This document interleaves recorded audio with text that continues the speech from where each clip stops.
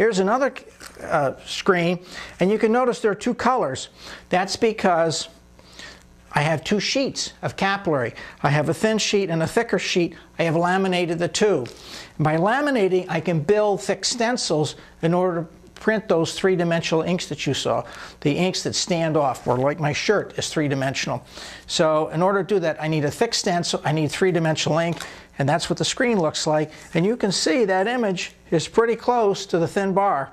In fact, I print as close as 1/16 of an inch, and to do that I need that real stiff squeegee. Now, some of those caps that I showed you were 6-panel.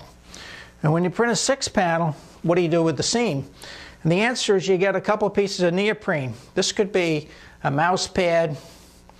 We use 1/16 inch neoprene, and I put 2 of them on the graph. You can see on our platen we have a graph, and I'll lay down 2 of these, and I'll space them apart. I only have one in my hand, by the width of the seam. Now the seam thickness won't match the neoprene. So what I do is I build up that center area with masking tape so that when I put the hat on here and run my hand over the front of the cap, it feels like a 5-panel cap. So that's, and then the next thing is I'm raising the print height. So to accommodate that, you can take a paint stick or a ruler and put it into the channel clamp where the screen goes, and put the screen on top of that. That raises the height of the screen to compensate for the thickness of the mouse pad or neoprene that you're using. A couple other things you'd be interested to know about cap printing. I like to have this graph on here, and you can see with that straight edge that the graph is, the lines in the graph are absolutely parallel to this bill support.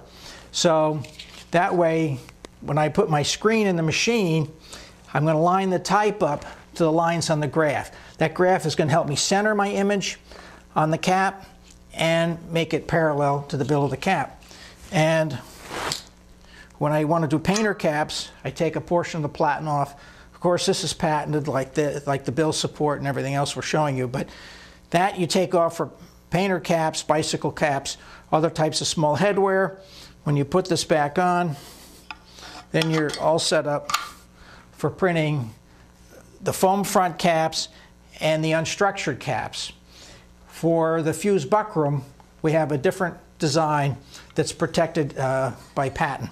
So in any event, there are different kinds of caps, but they all require real tight screens, good stiff squeegee.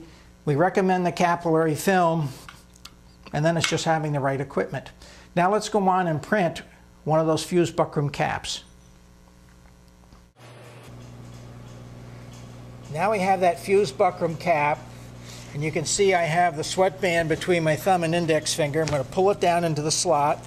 The bill is against the bill support, and all I really have to do is push the front of the cap down into the adhesive. I'm using double tape, and see that from the distance from the seam to the crease is the same on both sides so that my cap is centered. And now I'm ready to print.